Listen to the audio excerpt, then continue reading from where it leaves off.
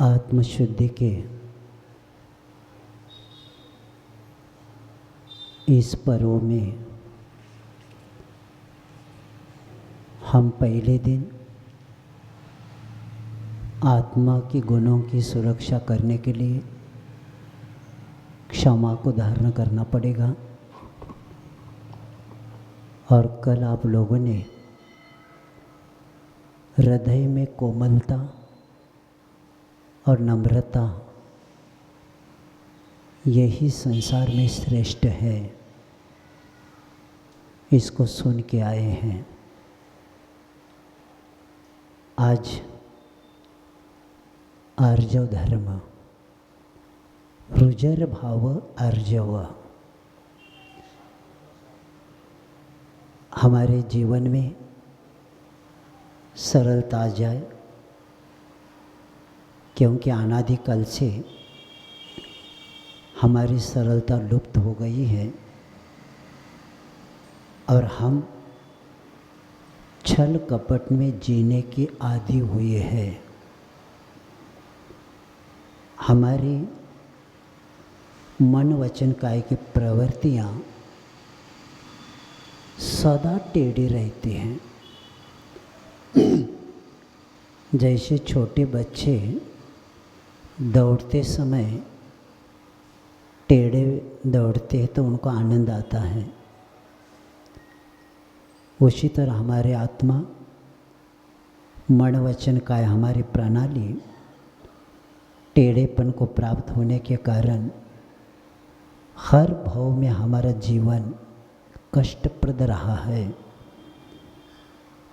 हम पर्व इसलिए मना रहे हैं कि हमारी जीवन शैली अच्छी हो जाए, अव्यवस्थित हमारा जीवन व्यवस्थित हो जाए, क्योंकि जीवन यात्रा में मायाचार बाधक है। जब तक मायाचार रहेगा तब तक हमारा जीवन अस्त व्यस्त रहेगा, और जब तक बाधक साधक की साधना में उपस्थित रहेगी तब तक पूर्ण रूप से अपनी साधना पूर्ण नहीं कर सकते। इसीलिए आचार्यों ने बताया है आत्मानुशासन में कि मिथ्यात्व रूपी इस सघन अंधकार में परिपूर्ण तथा जिसमें भीतर छुपे हुए क्रोधादि अजय जो कषाय है, सर्प है, उन्हीं सर्प के कारण हम माया रूप गड्ढे में सदा भयभीत होते रहते हैं। और इसीलिए मूल स्वभाव हमारा सीधापन है, लेकिन बाह्य प्रभाव से प्रभावित होकर स्वार्थ के वशीभूत होकर टेढ़ापन आता है। प्रत्येक व्यक्ति का स्वभाव क्या है? बहुत सरल है, लेकिन बाह्य विभाव की ओर जब चले जाते हैं तब टेढ़े हुए बिना हम चलते ही नहीं। जैसे सर्प क्या करता है? बाहर आता है तो कैसा रहता है? टेढ़ा, और जब भील में बामे में प्रवेश कर देता तो कैसा होता है? सीधा होता है। तो उसी तरह हमारा स्वभाव क्या है? बहुत सीधे साधे सरल है हम, लेकिन बाहर आते ही सर्प जैसे क्या हो जाते? टेढ़े हो जाते। जैसे अंदर है सरल, वैसे भी हमें बाहर भी सरल होना पड़ेगा। तो इसीलिए अब ये आर्जव धर्म कब आएगा हमारे पास? आचार्य कुंद कुंद कहते हैं, चारित्रम खलु धम्मो, सरल मार्ग है चारित्र का। चारित्र को प्राप्त करेंगे तो आप क्या बन जाएंगे? सरल बन जाएंगे, क्योंकि ये चारित्रहीन व्यक्ति ही कैसा चलता है? टेढ़ा चलता है। इसलिए आचार्यों ने कहा है योगस्य वक्रता अर्जवम, यानी योगों को वक्र न होना ही अर्जव है। हमारे मन, हमारे वचन और एक काय, इसकी जो व्यग्रता है, इसको हम सीधा करेंगे तो हमारा कायर हो सकता है। क्योंकि ध्यान के शब्द आता है, कौन सा आता है? एकाग्र निरोध चिंत ध्यान। एकाग्रता को निरोध करके चित्त को क्या कर सकते हम? ध्यान कर सकते। तो अकलंक आचार्य अकलंक देव यहाँ एकाग्रता का शब्द का प्रयोग किया है। और किसके लिए किया है? कि व्यग्रता का निरोध करने के लिए। एकाग्रता जहाँ होती है वहाँ व्यग्रता नहीं होती। जहाँ एकाग्रता छूट जाती है व्यक्ति कहाँ पहुँच जाता है? व्यग्रता की ओर जाता है। और इसीलिए जैसे दीपक की लो बिना स्पंदन वाली जब रहती ना, तो क्या होता है कि उसमें प्रकाश ज़्यादा होता है और ऊपर हाथ रखते ही ज़्यादा अपने को चटका बढ़ जाता है। और वही दीपक की लू जब क्या होती है?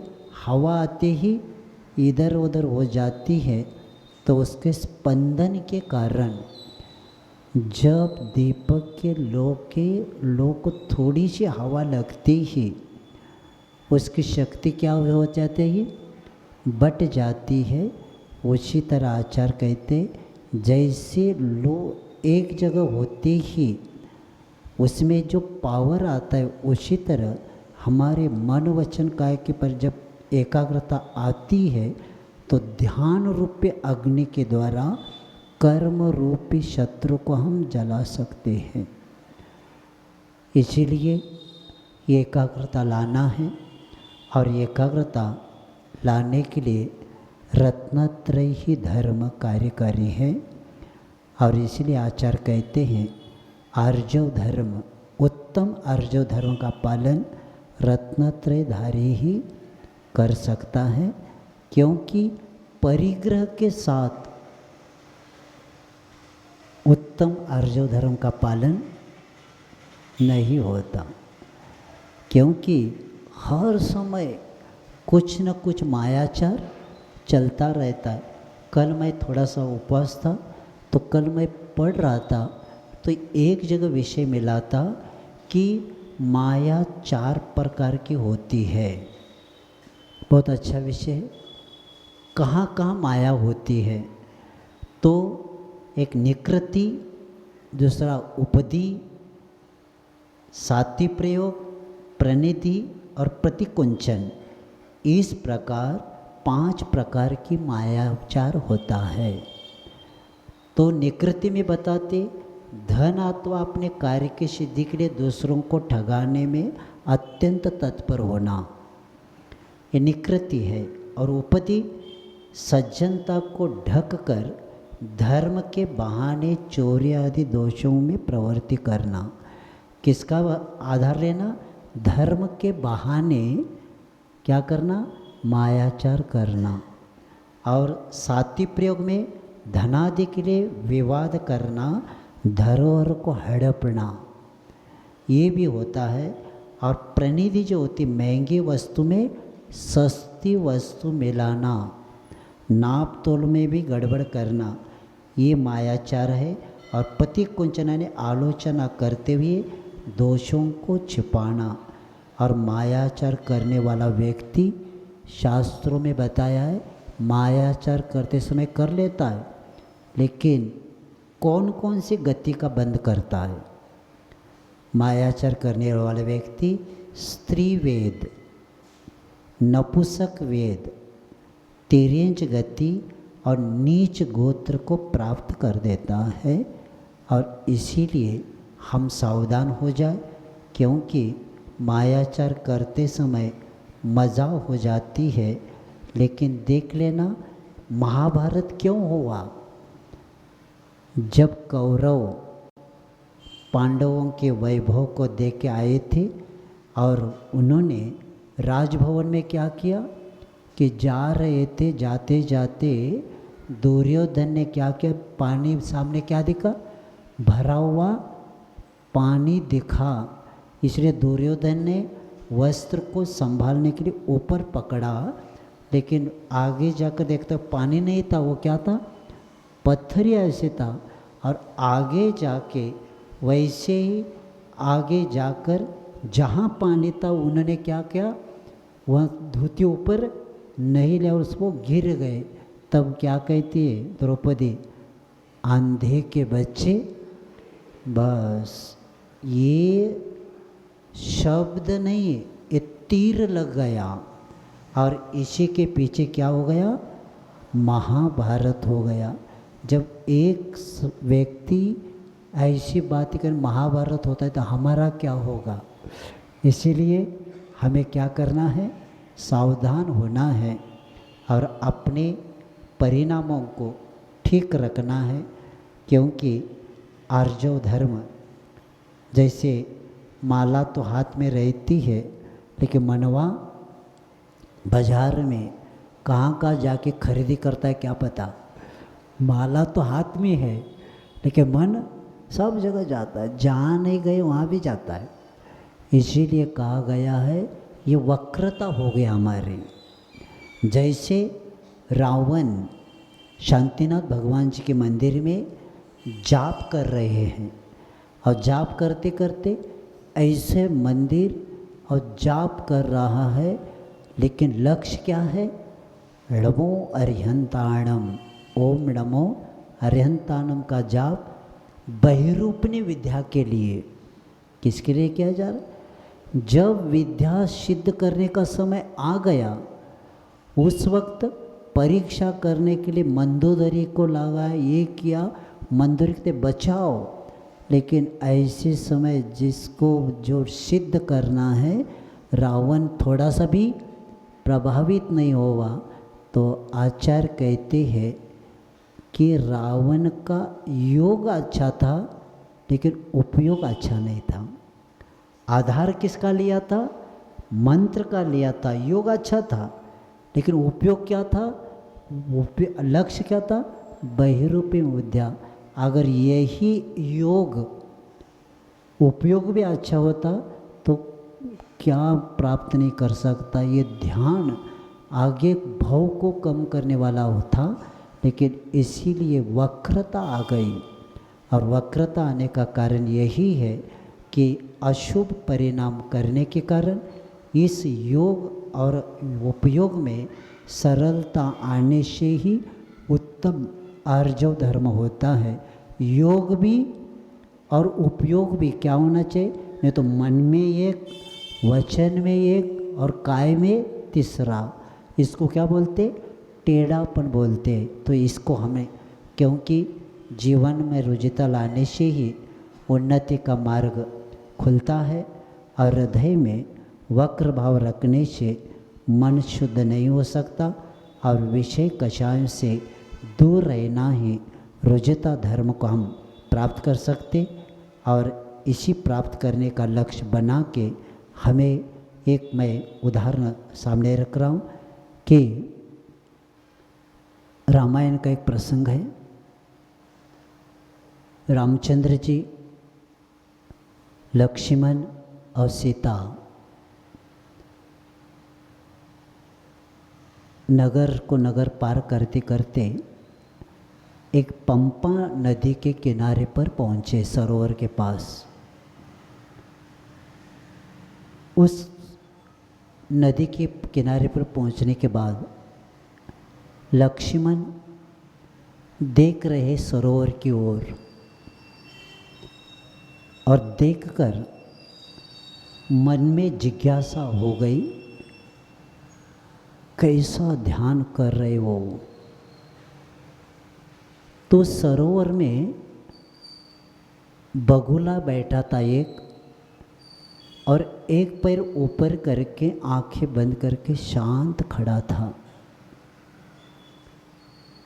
तो उसको देख के लक्ष्मण कहते हैं भैया देखो कैसा ध्यान हो रहा है, क्या ऋषि मुनि ऐसे ध्यान करते क्या? तब रामचंद्र जी कहते हैं थोड़ा सा ठहरो, उत्तर मिलेगा आपको। तो इतना शांत खड़ा था, उतने में सब मछलियाँ आसपास घूमने लगी और इतने में उस बगुले ने चोंच डाला, एक मछली ने ऊपर होके और ऐसा बैठा जैसे मैंने कुछ किया है। तब कहते हैं मन मैला तन उजारा, यह बगुले की टेक, यहाँ से तो कौवा भला बाहर भीतर एक। ऊपर से तो मन मैला है, लेकिन तन कैसा है? ऊपर से तो बहुत सफ़ेद है, लेकिन अंदर से काला है। उससे अच्छा ये कौवा बाहर से भी काला और अंदर से भी काला। तो इस उदाहरण को बताते हुए कहा गया है कि अभिप्राय दूषित होने से तुरंत ज्ञात हो जाता है कि अभिप्राय क्या है किसी भी कार्य का। हमारा अभिप्राय ठीक हो, क्योंकि बगुला भी है और हंस भी है। हंस के सामने दूध और पानी मिलाकर रखेंगे तो हंस क्या करता है? सिर्फ दूध को लेता है, पानी को नहीं लेता। लेकिन बगुले के सामने रखेंगे तो दोनों भी ले लेगा। तो इतना अंतर है कि जो अर्जो धर्म को प्राप्त करता है वह बाहरी पदार्थ से कभी प्रभावित नहीं होता, क्योंकि वक्रता ही व्यक्ति को संसार की ओर लेके जाती है, स्वार्थपरायणता प्रवृत्ति होती है, और इसीलिए टेढ़ापन तेरापन नहीं है। क्या बताया? टेढ़ापन तेरापन नहीं है। इसलिए छड़ालाकार कहते हैं जो योगन के चपलाई, ताते हो आश्रव भाई, आश्रव दुखकार घनेरे, बुद्धिवंत तिने निर्वेरे। यानी योग की चपलाई यही आश्रव का कारण है, दुख का कारण है। इसीलिए संभालो किसको? नमो त्रियोग संहार के। छड़ाला का रचना करने का उद्देश्य क्या है? त्रियोग संहारना ही लक्ष्य है और दूसरा कोई नहीं है। हम हमारे मन को, हमारे वचन को और हमारे काय को संभाले, क्योंकि ये संभाले बिना आगे का कार्य नहीं हो सकता। क्योंकि दुनिया में जितने भी अनर्थ हो रहे हैं, जितने भी पाप हो रहे हैं, उसका एक ही कारण है, आर्जव धर्म का अभाव। एक बार धन्य ऐसे मुनिराज जिन्होंने आर्जव धर्म को प्राप्त करके अंतिम समय तक सरलता को प्राप्त किया। क्योंकि मायाचार जहाँ आता है व्यक्ति अपने स्वभाव को भूल जाता है। जहाँ मायाचार आता है वहाँ नियम से स्वार्थ ही रहता है, और स्वार्थ के साथ आर्जव धर्म नहीं होता। और इस धर्म को प्राप्त करने का लक्ष्य तब होता है जब यथाजात रूप वास्तव में रुजुता का प्रतीक है, और व्यग्रता से एकाग्रता, जो हमें एकाग्रता प्राप्त करना है तो रुजुता इसी से। इसीलिए लोग कहते हैं कहीं ध्यान केंद्र चल रहे हैं, ध्यान केंद्र में क्या बोलते? रीढ़ सीधी करो ध्यान हो जाएगा। लेकिन याद रखना, जीवन की रीढ़ है चारित्र। जीवन की रीढ़ क्या है? जीवन की रीढ़ चारित्र है। चारित्र के द्वारा ही ध्यान हो सकता है। सिर्फ रीढ़ सीधे करने से ध्यान नहीं होता, क्योंकि मन जब तक कंट्रोल में नहीं आता, सीधा मन जब तक नहीं बनता, इसीलिए उपनिषद में भी आया है कि यथाजात रूप धरो शुक्ल ध्यान परायण। जाबलो उपनिषद में आया है कि यथाजात रूप धरे बिना शुक्ल ध्यान की परायणता नहीं हो सकती। तो इसलिए मायाचार के बिना राजनीति नहीं होती, मायाचार के बिना, क्योंकि राजनीति करने वालों को क्या करना पड़ता है? धर्म छूट जाता है। और धर्म नीति के बिना आर्जव धर्म, क्योंकि राजनीति और धर्म नीति परस्पर विरोधी है और राजनीति भौतिकता के साथ है, लेकिन धर्म नीति के लिए हमें जीवन नौका है और यह आर्जव धर्म हमें प्राप्त इसी के द्वारा हो सकता है। क्योंकि समय आपका हो गया है, इतना ही याद रखेंगे कि यह व्यग्रता टेढ़ापन निकल जाए और हमारे जीवन में जैसे जल शीतलता, तरलता और अग्नि बुझाने के बाद भी वे अपने स्वभाव को नहीं छोड़ता, इसी तरह भोगों के माध्यम से आत्मा में होने वाले जो परिस्पंदन है, समय समय आत्मा को वास्तविक स्वरूप में अनुभव नहीं किया जा सकता। इसीलिए हमारी दृष्टि एक कब बनेगी? तो आचार्य कहते हैं कि नासाग्र दृष्टि ही सरल दृष्टि है। हम भगवान के पास जाते हैं क्योंकि छवि वीतराग नग्न मुद्रा दृष्टि नासा पे धरे। अने हमारे जीवन में सरलता कब आएगी? जब नासाग्र दृष्टि बनेगी तब। क्योंकि नासाग्र शब्द ही बताता है न आशा। नाशा क्या बताता है? न आशा। जिसके पास आशा नहीं है वही क्या करता है? नासाग्र दृष्टि पकड़ता है। और जिसके पास आशा है उसकी दृष्टि टेढ़ी बन जाती है। बनती है ना? दृष्टि क्या बनती है? टेढ़ी बन जाती है। और नासाग्र दृष्टि से ये विपरीतता समाप्त हो जाती है, समता आ जाती है और दृष्टि वहाँ दृष्टि में ही रह जाती है। वह दृष्टि भी दृष्टि में ही रह जाती है। और दृष्टि का एक ही अर्थ, यही प्रमाण ज्ञान से भी है, दृष्टिकोण। इसलिए आचार्य विद्यासागर जी कहते हैं कि ज्ञान का दूसरे की मुख माटी में, आचार्य जी कहते टेढ़ापन पराधीनता कब आती है और स्वाधीनता कब आती है? तो ज्ञान का दूसरी ओर ढुलक जाना ही दीनता है। ये क्या है? दीनता है। और ज्ञान का ज्ञान की ओर वापस आना ही स्वाधीनता है। और धन्य है वे ज्ञान को जो पर पदार्थ की अधीनता से स्वीकार नहीं करता, जिनका टंकोत के गायक पिंड धन्य है। वह ज्ञान, जिस ज्ञान में तीन लोग पूरा क्या होता है? झलक जाता है। लेकिन फिर भी जो अपने आत्मा आनंद में लीन होते, इसलिए पुरुषार्थ सिद्धोपयोग में बताया है कि सकल गे गायक तदपि निजानंद रस लीन, सो जिनेन्द्र जयवंत नित अरि रस रहस्य विहीन। तो ऐसे परमात्मा को स्मरण करते हुए हम भावना यही बातें हैं कि ऐसी सरलता हमें भी आ जाए।